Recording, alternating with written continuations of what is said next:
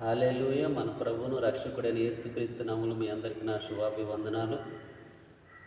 ప్రార్థన చేశారా? బైబిల్ చదివారా? సరే, మన పరిశుద్ధ గ్రంథం తెరిచినట్లుగైతే హెబ్రీయులకు రాసిన పత్రిక 4వ అధ్యాయము 15వ వచనం చదువుకున్నట్లుగైతే, మన ప్రధాన యాజకుడు మన బలహీనతల యందు మనతో సహానుభవము లేనివాడు కాడు గాని సమస్త విషయముల్లోనూ మన వలె శోధింపబడినను ఆయన పాపం లేనివాడుగా ఉండెను. గనుక మనం కనికరింపబడి సమయోచితమైన సహాయం కొరకు కృప పొందినట్లు ధైర్యముతో కృపాసనమునొద్దకు చేరుదము. ప్రభువు మనకి సమయోచితమైన సహాయం ఆయన చేయడానికి సిద్ధంగా ఉన్నాడు. అయితే మనము ఆయన చేత కనికరింపబడాలంటే ధైర్యము చేత మన కృపాసనమునొద్దకు మనం చేరాలి. అనగా దేవుని యొక్క సన్నిధికి మనము చేరినట్లుగైతే సమయోచితమైన సహాయము దేవుడు మనకు చేస్తాడు.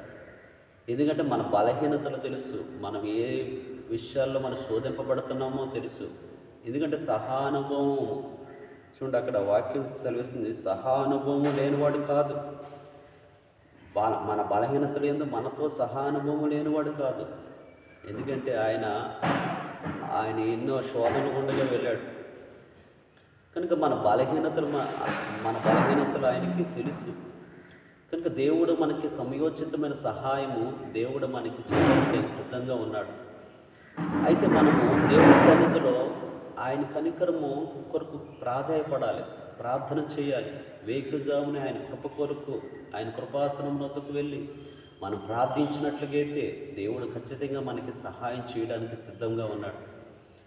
ఆయన కృప కొరకు కనిపెట్టాలి. వేకుజామున లేచి మనం ప్రార్థన చేయాలి, మనము మొరపెట్టే వ్యక్తులుగా ఉండాలి. అప్పుడు ఖచ్చితంగా దేవుడు మనకి ఆయన సహాయం చేయవాడుగా ఉంటాడు. చూడు, ఈ లోకంలో మనము మనుషుల తట్టు సహాయం కొరకు చూసిన ప్రయోజనం లేదు. చూడు, దావీదు భక్తుడు మాట్లాడతాడు 121వ కీర్తనలో, కొండల తట్టు నా కన్నులెత్తిచున్నాను 1వ వచనంలో, నాకు సహాయం ఎక్కడి నుండి వచ్చును.